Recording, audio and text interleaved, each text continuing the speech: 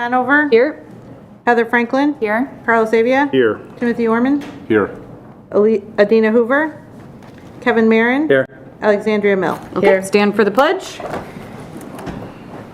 I pledge allegiance to the flag of the United States of America, And to the republic for which it stands, one nation, under God, indivisible, with liberty and justice for all. Okay, the chair will entertain a motion to enter closed session to discuss specific employees, student discipline, and superintendent evaluations. So moved. Second. Roll call. Ms. Mill. Yes. Mr. Marin. Yes. Ms. Franklin. Yes. Mr. Orman. Yes. Ms. Bravia. Yes. Ms. Conover. Yes. Okay, we'll be back. How are you, by the way? I'm pretty good, how are you?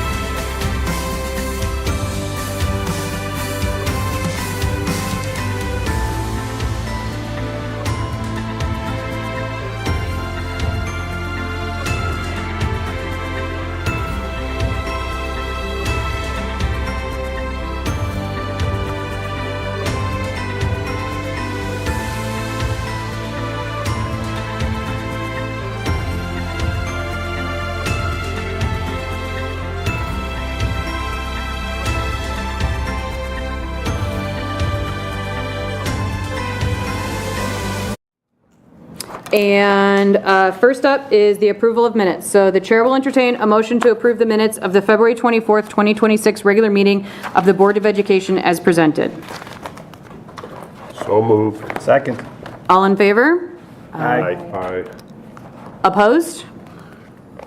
Motion passes. The chair will entertain a motion to approve the minutes of the closed session of the February 24th, 2026 regular meeting of the Board of Education as presented. So moved. Second. All in favor? Aye. Opposed? Motion passes. Do we have public comment? Nope. No public comment, okay. Moving on to the consent agenda, the chair will entertain a motion to approve the consent agenda as presented.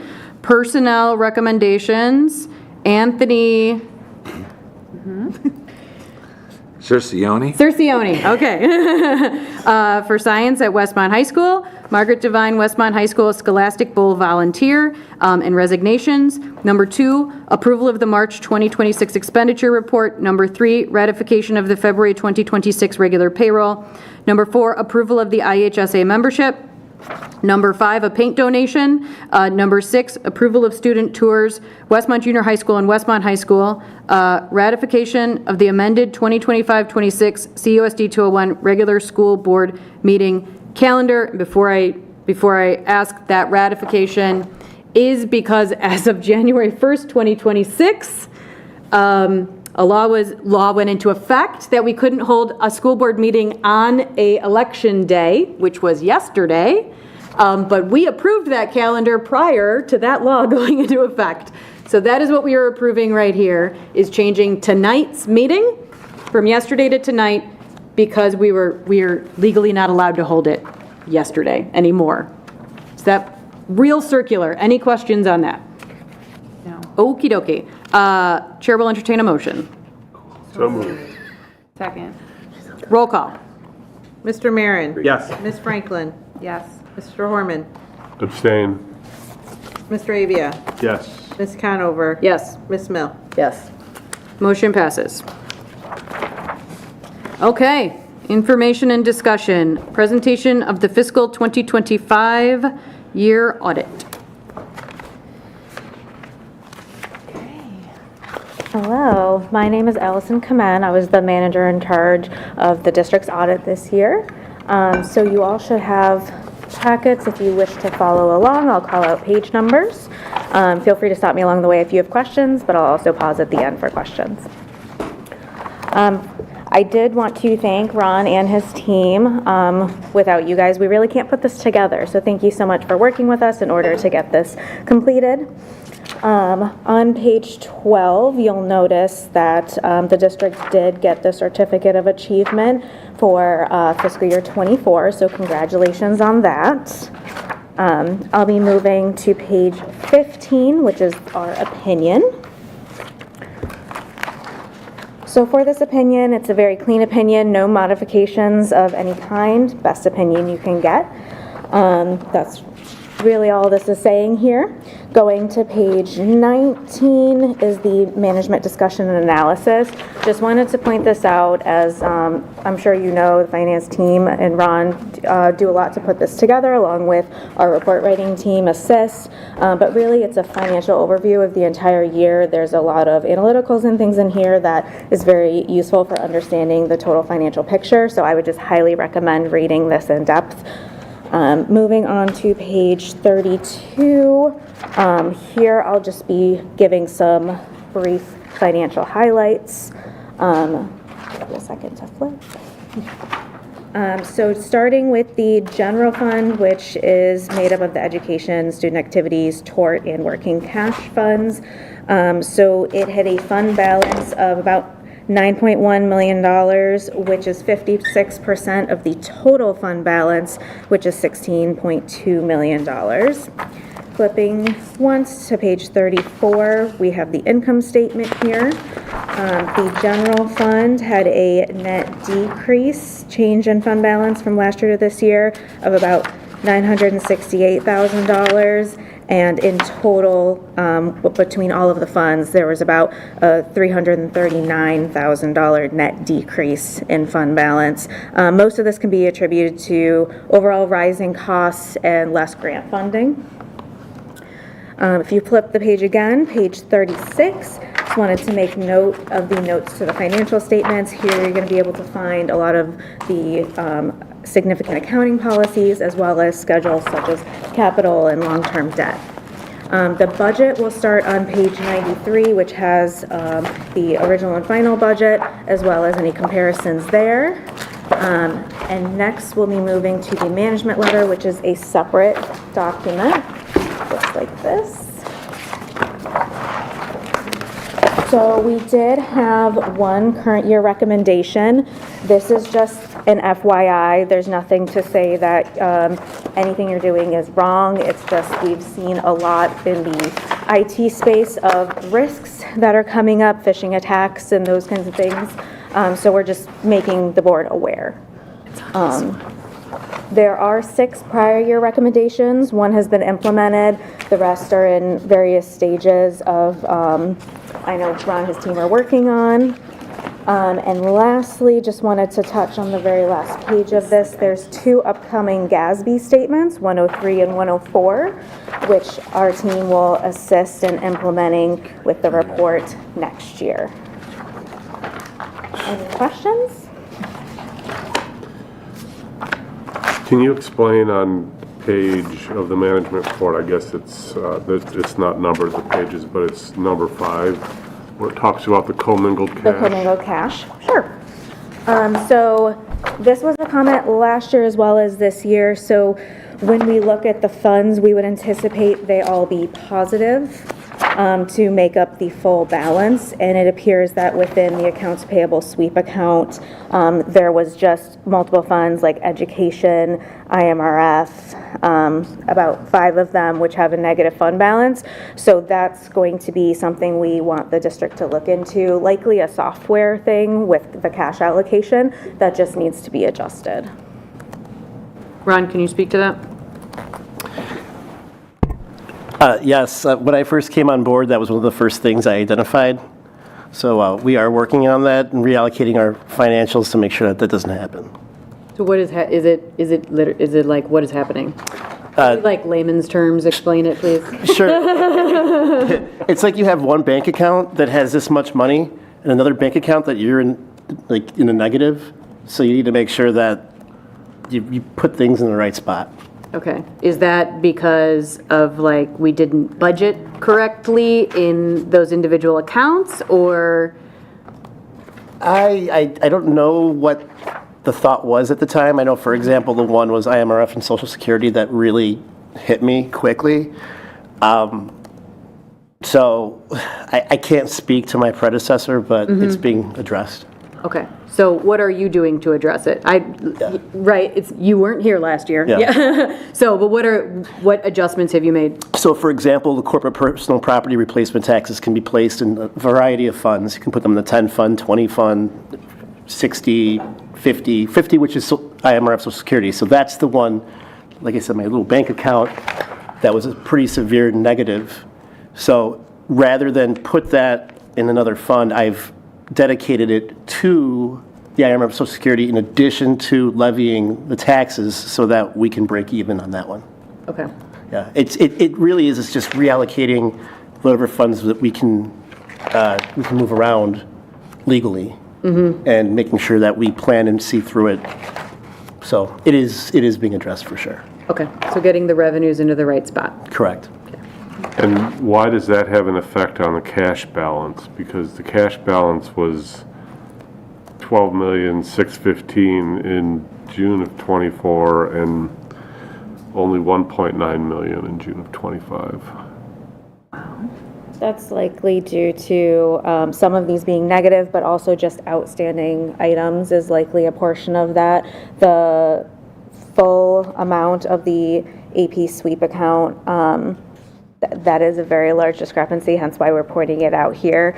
But I think part of the procedures that Ron's trying to put into place is to get those more aligned with what we would expect. Was there something with, we got payments at a different time last year, I feel like. There was a delay of some kind. There were, I believe so. Could that have impacted this? What was that? I believe so. I think I know Mandy and I were Because it came like right at the end of the school year. We would normally have gotten a payment already, and we didn't. And it was happening to the whole, like, all of DuPage. It was like a clerk error or something. I can, yeah, let me Can you talk. look at that? Yeah, because yeah. I was in Cook last year, and the same thing happened. There was a software issue, and it delayed the taxes by like 3 months. Yeah. If that could have impacted these two numbers, right? Like, just to, We can look. Yeah. can you ask that? Yeah. It'd be nice to get, you know, if you could get an answer to this, if you could share that with us when you figure out what's going on here, that would be. Absolutely.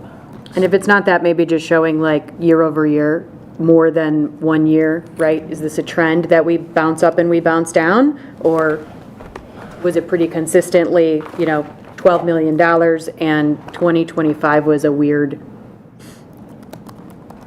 you know, out of the edge case for some reason? Any other questions?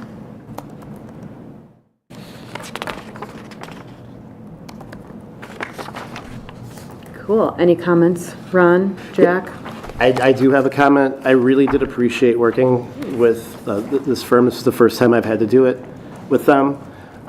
It was pretty easy and straightforward. So I'm really grateful to you guys and Don. And sometimes when I have a comment, just like what we were saying, so I'm just making sure the funds were in the right spot. They were very quick with helping with adjustments and journal entries. It's nice to have.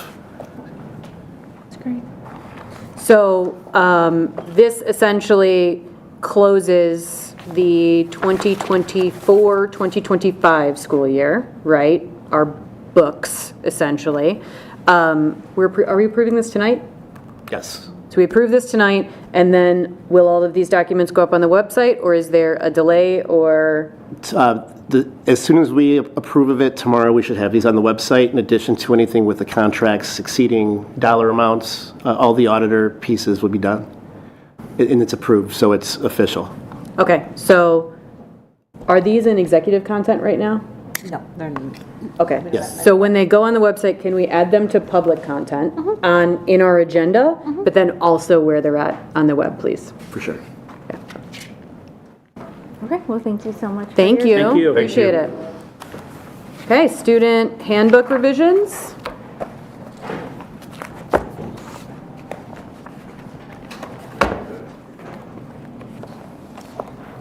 Come on down, Adam. Good evening, board, administration. How are you guys?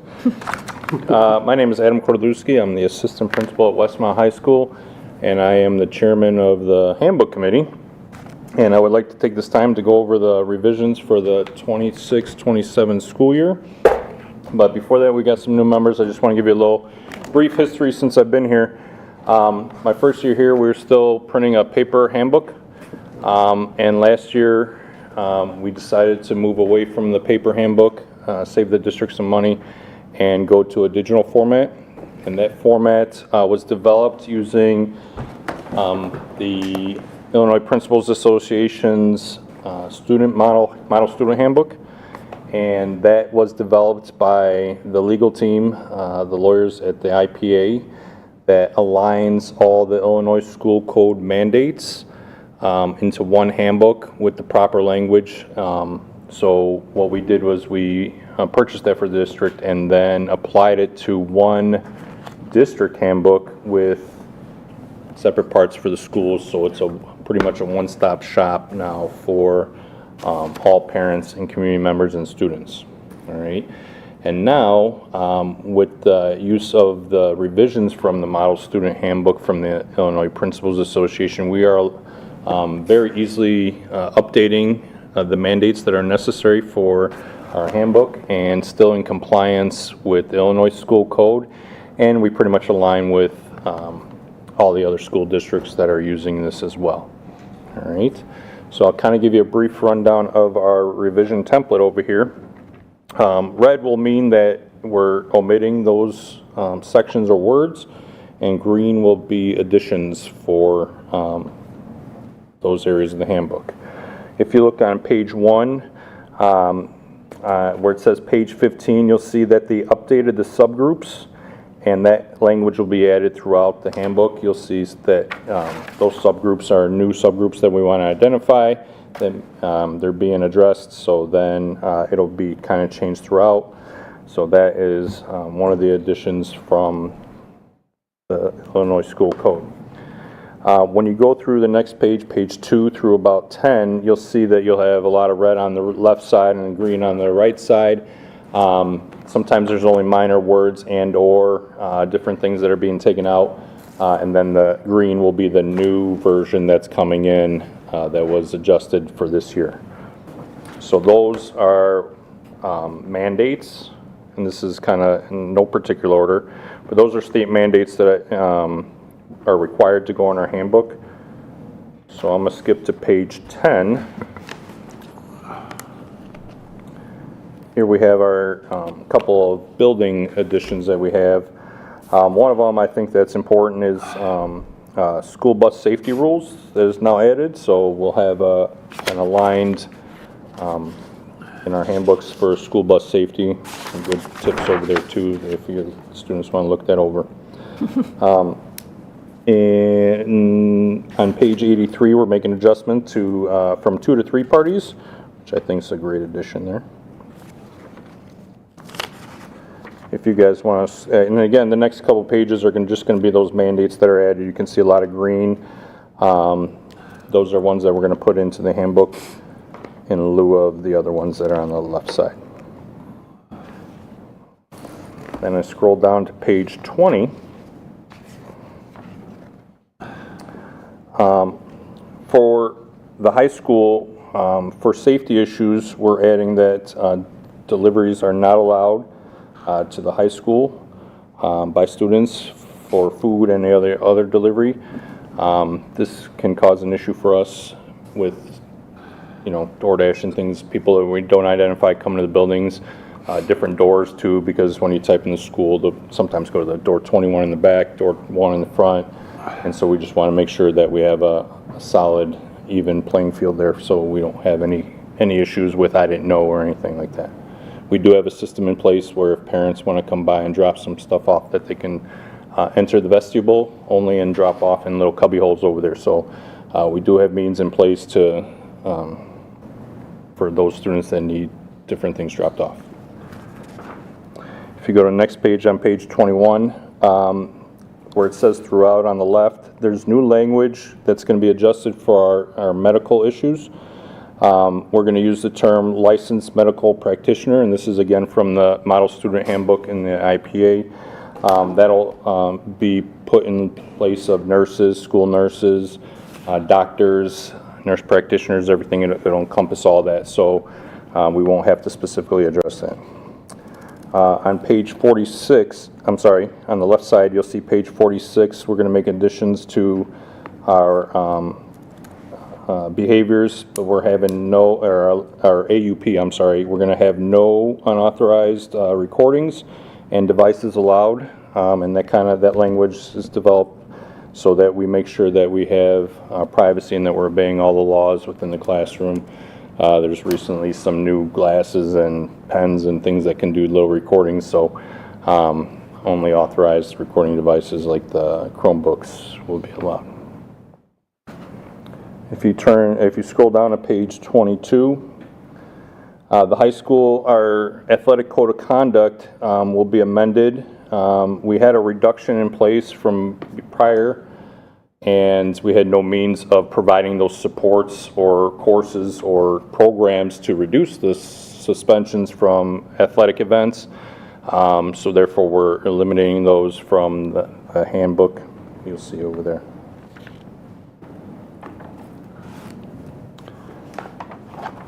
I think I missed something here. Do you have any questions for me? I would like to know how much time has been saved with this new process. Oh, that's great. It was more efficient. We do have a committee, and we were in and out in under an hour, and now we'll add these additions once approved and deletions, and then it's electronically already done, and we can just do it really quickly. So we appreciate the board supporting this.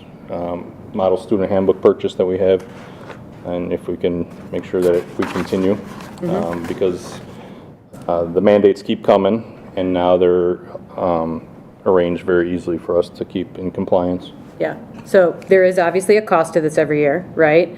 From an administrative perspective, like how much time do you think it saves with all of these inputs? If you had to put like an hours on it? Adam did it, so Well, he had a lot of- and was Adam able to do it before? Or did Adam have to do it with Every all the building help did of every? separately. Oh, We every only building had had, their own handbook. yeah. So a lot of time. So lots of hours. Oh, yeah. on paper. We're turning back and forth and then finding, it was difficult. Yeah, so arguably we have 5 schools, right? We have 5 buildings, I have to think about that. And before that work was done by 5 different sets of secretaries. And now it's able to be done by one person, maybe costing the same amount of time by one person, so a decrease of, somebody do that math, Very I can't do Very it. efficient. Appreciate it much. Awesome. Mr. Lipinski's here. He was part of the process too. He's a big help. Ms. Sinovich at Miller, Steph Just at Manning, Tiffany Teresi at South. They've all been really helpful. Ms. Kosart is also a big help and dedicated some of her time along with some of the other committee members. So I want to thank everyone there. Yeah, please extend our thanks as well. This is great and much easier, and we're happy that this has been helpful for you guys. You're able to spend your time, Thank you so much. all the stuff. Thank you, appreciate it. Thank you. Thank you, Adam. Thanks, Mike. Finance and facilities recap.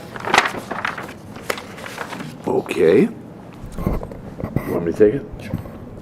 Well, we went over the financial piece. We went into some detail about the budget reductions that need to be made. And we highlighted those and took some questions and answers, and we'll do some more follow-up in the near future. But we are financially in a position where we have to make some careful reductions to balance our budget, and we're on course for that, and we outlined the different areas where we are making that happen. We moved on to a follow-up from the 24th meeting, and there was a series of questions that people had asked and the committee had asked, and I think we followed up on those issues. And I think we brought a lot of that to resolution, including enrollment projections, working cash, looking at the eminent domain issue, and we're still in process with that. We talked a little bit about community engagement, and we're moving forward with listening sessions on April 28th that we will publicize, and then a Zoom meeting on the 29th, and then another in-person meeting, I believe, on May 19th. There is a funding opportunity through Congressman Sean Casten's office that was brought to our attention by Ange and Leah, and Joe Smith went forward and put together a package and has been in contact with the Congressman's office. So that's an attempt to secure additional funds to have less of a burden on our taxpayers. And that's the recap. Board members? Ron? So if you're out there listening, please email Sean Casten to let him know that he wants to support schools, and we want the money to be able to improve our facilities. That is all. We will be posting on the website, we're putting together a letter that can be copied and pasted and emailed to Sean Casten's office. This is part of federal funding that as he gets to, allocate. Different Westmont, the Westmont Park District got some funds for it in previous years. There's been, I think Marker has gotten some funds in previous years.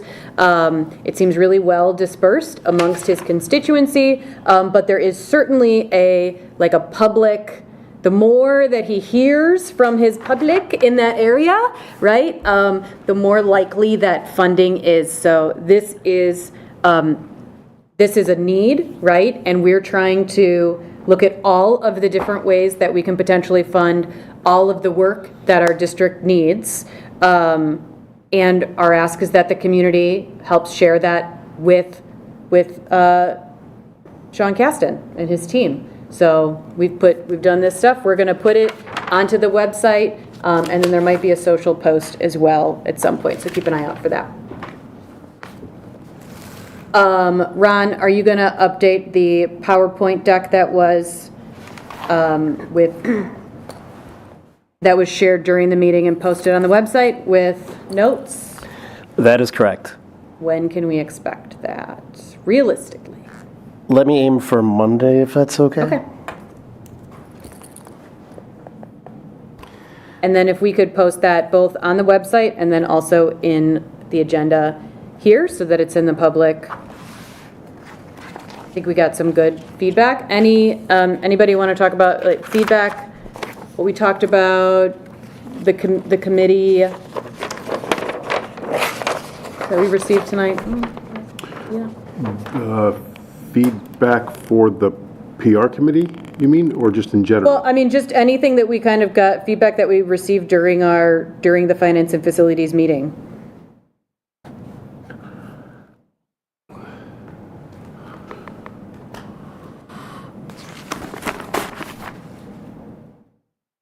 I don't. Nope. To me, it just appears we have to kind of decide where we're going to go, what we're going to do, you know. Would like more of the public's input on this subject, you know, what they want us to do, what they think we should do. I'd love to have more people come out, but, you know, at a minimum, please jump on the Zoom link when it comes up, you know, participate, have your voice heard, let us know what you want. I was happy about the village's response to the TIF funds and what they talked about and how they were going to work to make sure that the TIF funds could be transferred The to 25%. building. Well, did they say 25%? I think they said. So that's where the funds are 25% of the taxes. Oh, yeah. That's what makes up that fund that we get yearly. No, what I'm talking about is they were talking about the TIF funds for Manning. Yeah, that's that. Oh, okay. There's two ways that those funds come to us. We get 25% every year in cash. That's that fund that has kind of come up that we've been holding on to. And then there is that increase to our revenue line that happens when the TIF ends. So it comes to us in both of those ways. But they're specifically talking about that 25% because that is not a normal, most districts don't get any of the funds from the TIF. They just have to live without it. So that was a non-normal agreement that a previous board made. But didn't they say that the statute didn't prohibit that money from ultimately being used? Like if they... It's used to remove a school building that exists in the TIF Replace a district, then the funds can then be used for the replace that replacement of that school building. Yeah. Right. There is a statute that allows for that, yes, which is wonderful. That was very nice for them to say that, and frankly, do that work rather quickly. In just a couple of weeks, they got us an answer that we asked for. Actually, I'm reminded of two things that came up now. One, it was nice to hear from, just to have the presence of people whose homes could be affected by some of the solutions being proposed, and to get those people in the room was nice, or that person. It was only one person, but it would be nice to have those people really involved in this, you know, in any way that they feel comfortable being involved. And then the other thing was just the mention of this was mentioned by a few people in the room that we are at a point of inflection in the district, right, where current situation financial is unsustainable, and we can't stay on the same track of performance. Clearly, we cannot stay on the same track of performance in the district with the finances in the shape that they're in, and that it was good to have that sort of bubble to the surface in the meeting, from the community. Yeah, I think there was a key point that you know, voting no, the schools won't stay status quo. You know, things, that is making a decision, things will change. Yeah, the reality is, the number of projects that we've needed to do in the last decade has only grown. It hasn't changed. They've gotten more expensive. They don't go away just because we didn't get additional funding for them via a referendum. So we have and we are still in a spot where we must fix them. We have committed to fixing them. So we need to decide either how we do that without additional funds, which means a measurable difference in class sizes, right? Which means an impact to our programming in all the ways that will all have impact, right? No additional funds is not a status quo stays the same. Or if we would like to attempt to get additional funds again, and those are our two choices, essentially. So Right, problems didn't go away. turns out. Weird. We will make sure to do everything we can to meet with each of those 7 homeowners. Ron has already been in communication with them, and we'll keep following through. That's great. It's great. I thought it was interesting to see the enrollment data over the last 6 years or so, and I know that we look at it every year, but it was nice to look at it. I thought seeing the piece that our class size actually grows between 8th and 9th grade over the last six years, so we're actually gaining students at the high school every single year is really nice to see. Yeah, I thought that was interesting. People, to me, that's telling me people recognize how well the school's performing academically. You know, hopefully that translates, our other schools are performing similarly. Hopefully people can recognize that. And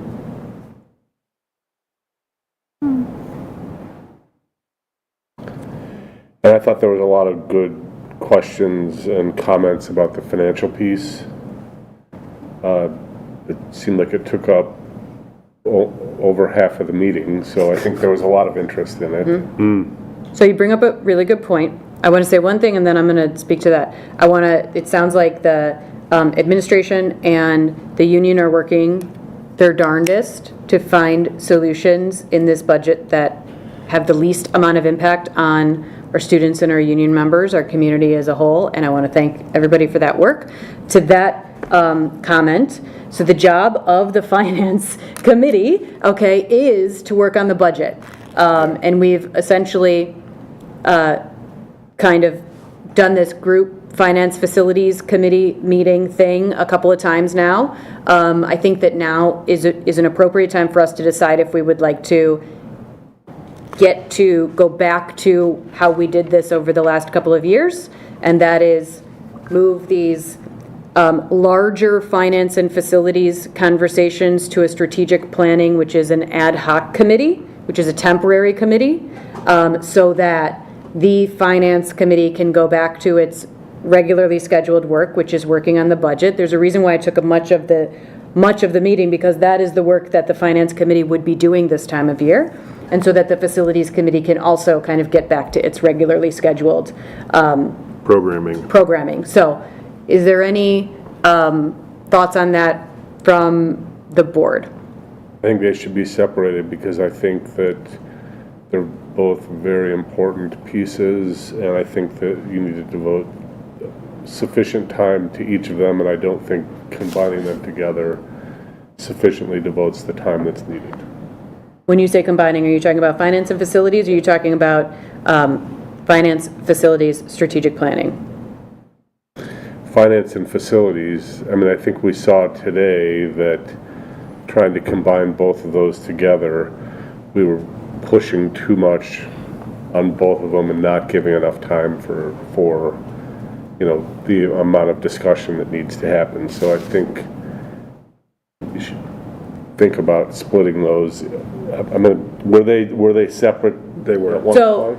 So a couple of things. we have our regular committees per board policy have X number of jobs that they do every single year. Finance is a separate committee from facilities. They tend to meet joint a couple times a year because they are so intricately interspersed, right? And because they need to talk about next year. The conversations that we're having on the larger facility problem we did that in a strategic planning committee in the previous years because that's a whole board committee and it's temporary. So it's not a regular business of the board would be finance and facilities would meet jointly so that we could talk about what projects do we need to budget for next year, right? And then the finance committee would also meet on its own to work through that budgetary piece as well. And these, what would be not short-term, but not forever discussions, essentially about our larger facilities issues, would be a strategic planning situation. I think another way of thinking about this, for me anyway, is that the job of the finance committee and the facilities committee is to talk about the resources available to the district in order to achieve the goals of the district, right? When the finance committee, and especially if it's in conjunction with the facilities committee, come to the conclusion that there aren't sufficient resources in the district to address the issues present in the district, then it becomes a strategic planning issue, right? If you're going to say we need more resources, it's no longer the job of the finance committee is to deal with the finances as they exist, as they stand, not imaginary money that the district doesn't have. It's ill-equipped and certainly not out of scope. It's out of scope for that committee. It is in scope for an ad hoc strategic planning committee to plan for the future, right? And to come up with resources if the PR committee or someone says, "Hey, we need more than what we got here." So that's how I think about it. Is that a lot of the things that are coming out of the Finance and Facilities Committee meetings of the recent ones are tending towards saying we need more resources, right? So if that's the case, then that becomes strategic planning in my mind. So, my 2 cents. I think when we started, it made sense, but now it certainly seems like the discussion is deepening. In my opinion, I think it moves to a strategic planning piece of it. What opinion does the board have?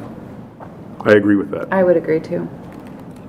I think we should call it something else besides strategic planning, because I'm not sure that if we're going to be talking about facilities and needs, I think that we need to convey to the public with the name of the committee what it is that strategic planning committee is doing. Yeah. I can get behind that for sure. We've got freedom in that. It's just that it's the type of committee that it is. Yeah. Because it just opens up who can be involved in which other committees can be involved. It's a whole. And allowing the committees that exist to do their jobs also, Yeah. because that's the thing, and I think you said it earlier, like you do, especially when you're doing both, you do both not as well as you want to be doing them, Yeah. and they don't get to do, honestly, this time of year, and in that entire finance committee meeting should have been spent on the budget, Yeah. And normally it would have been, yes. the entire time. Would have only been that topic. And it wasn't. For good reason. Alex, Kevin? No, I like that idea. Yeah. Change the name to reflect what we're discussing. Okay. Can we make that adjustment? What are we calling it? Well, What the PR committee no, I'm kidding. Call whatever you want. can you just take it back to the admin and say, and figure out what you guys would like to call it? Strategic planning, colon, I don't know, what's the 2 dots, semicolon? I don't know. Yeah, cool. What did we call it last time? It was strategic planning, finance and facilities, I think, but let's come up with why don't you come up with a idea and maybe send us a couple options. Okay. Okay? I mean, are we going to be talking about facility needs at it? It's, yep. Or Building call the it future. facilities Building. planning? I'm I anticipating. think that it's is gonna be actually what we called it, delegated. was facilities planning. Get ready, I think Rob. it, I think that actually is what we called it, was strategic planning, facilities planning committee. Strategic planning, facilities planning. we call it How about that? strategic facilities planning? Whatever we called it last year, go for it. Okay. It hasn't been that long. The point being, Run it through finance gets back to the work of finance, facilities gets back to the work of facilities, and longer-term planning moves into the appropriate committee. Okey dokey. Any other comments, questions, concerns, feedback on the, Finance and facilities. great. Moving right on, demand response contract. So, just so we know, there is a contract that is coming up, which is a demand response contract with Energy, who is our vendor for electric. It's a third party that finds the best deals possible for electric, and then gets the district an opportunity.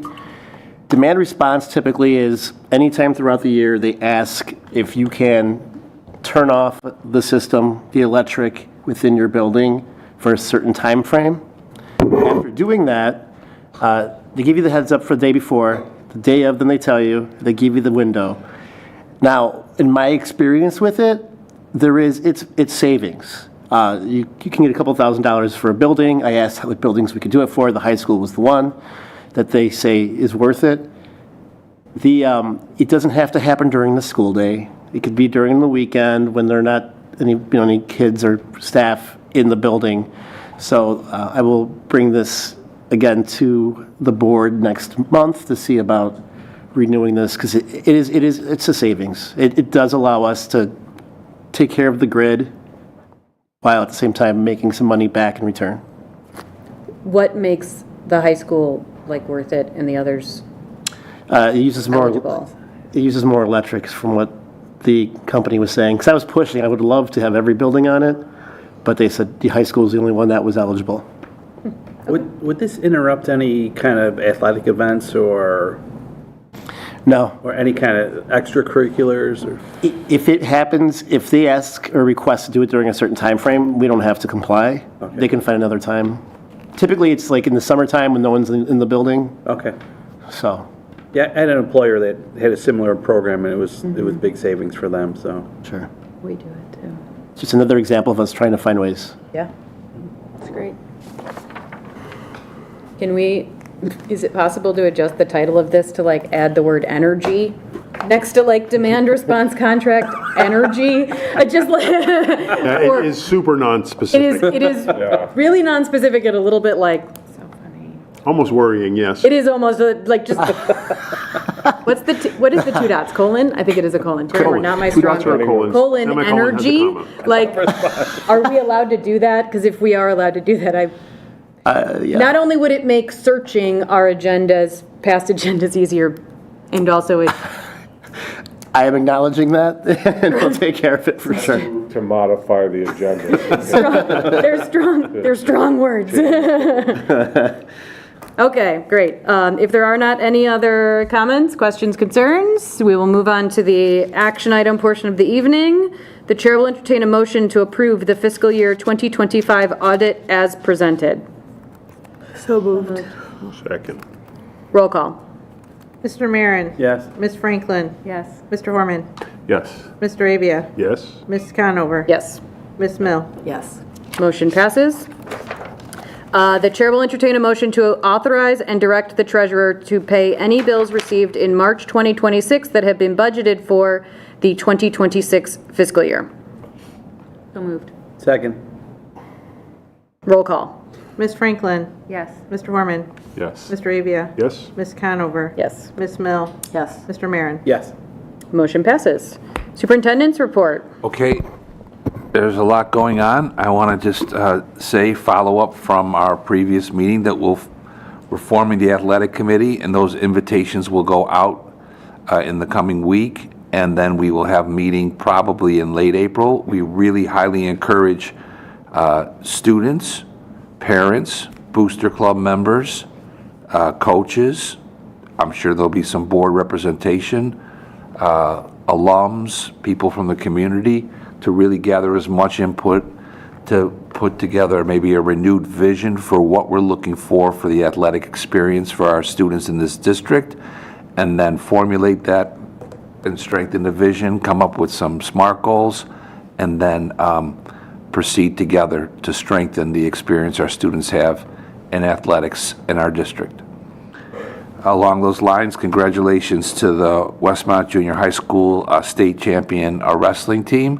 The coaches and the athletes should be so proud. Amazing accomplishment, very special, and it wasn't gained without a lot of tremendous dedication and hard work. And the assembly that took place on Tuesday was really beautiful. So congratulations to our coaching staff and all the student athletes, and to Westmont Junior High School for an amazing accomplishment there as state champions. We had our spring choir concert that was incredible. Congratulations to Mr. Troyer, Mr. Erlob. A great concert put on by our students. The spring musical was really special, and so many students not only enjoyed that, but performed so well. Our Scholastic Bowl team, which has won state championship and even a national championship in the last few years, is heading down to Bloomington this weekend to compete for the state championship. So good luck to Mr. DeMay and Mr. Chamberlain, the Scholastic Bowl team. And we are coming into testing season, when last year we saw incredible growth, some of the best in the state, and incredible achievement because of the work of our teachers and students and admin. So we want that to continue, because it's a way to measure our student learning and growth, which is really one of our top priorities.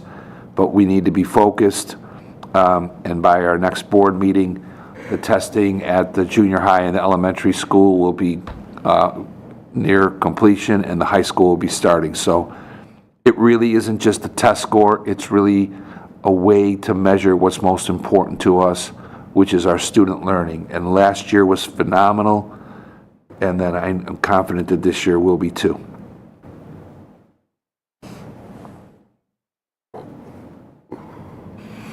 Great. Board reports. Yeah, I mean, Jack's already recognized the achievement of the wrestling team, but I just kind of feel compelled to say a few things about what happened there, right, and how that was achieved. First of all, Coach Dave Wiesbrock and Coach Vic, the dedication is amazing to what they've achieved, and I really hope that they both can stay a part of wrestling in Westmont in some way going forward. I know it's difficult, I know it requires a lot of time, but it would be great to see them continue as a part of the wrestling community in Westmont, however that shapes. And also recognize a lot of parents that were involved in the success of this team, and especially Dave Wiesbrock's wife, Danny, who was really gave a lot of her time to the success of this team. And the last thing I want to say about that team and what that team achieved is it's a really good example of the kind of thing that we're talking about when we talk about vertical integration, community involvement. There's a lot that happened inside and outside of the wrestling room to make that team successful.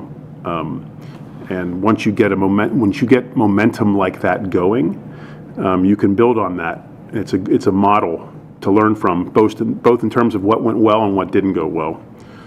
So I really hope that all those people that I just mentioned can make their way to that committee meeting when it gets scheduled, so we can learn from their successes and frustrations.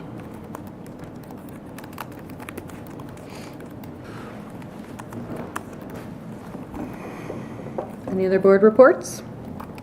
I just wanted to shout out the Miller and Manning PTO. Those parents put on a really great fun fair, super well attended, lots of fun games, memories, baskets. It was just a really great overall time, and I volunteered for a little bit, and my kids loved it, and the turnout was really great to see. It was a windy, cold, rainy day, and we still had lots of families showing up. So it was really good to see that. Awesome, thank you. Tomorrow night is the elementary talent show at the high school, and so it's always fun to see the kiddos get on that big stage, and we have a basketball dribbler and some dancers, some joke tellers, so it'll be fun to just celebrate It's at the high school? their gifts, yes. Tomorrow? Tomorrow night. Clear the agenda. Okay, any other board reports? Do we have any public comment? We do not. Future meetings and events. South School's Family Night is coming up March 19th at 5 p.m. at South. The District 201 Fine Arts Festival, always a great night, March 25th at 7 p.m. at the high school. We do have a PLC dismissal on March 27th, and spring break starts March 30th and goes through April 6th. Fifth grade step-up night is April 9th at 6:30 at Westmont Junior High School. I'm not ready for that. And our next PR committee meeting is April 14th at 5:30 p.m. And our next board meeting just happens to be the exact same night at 6:30 p.m. So April 14th here at Village Hall, 6:30 p.m. There is nothing for closed session, so we will not have another closed session. Do we have any other communications? We do not. The chair will entertain a motion to adjourn the March 18th, 2026 regular meeting of the Board of Education. So moved. Second. All in favor? Aye. Aye. Opposed? Motion passes.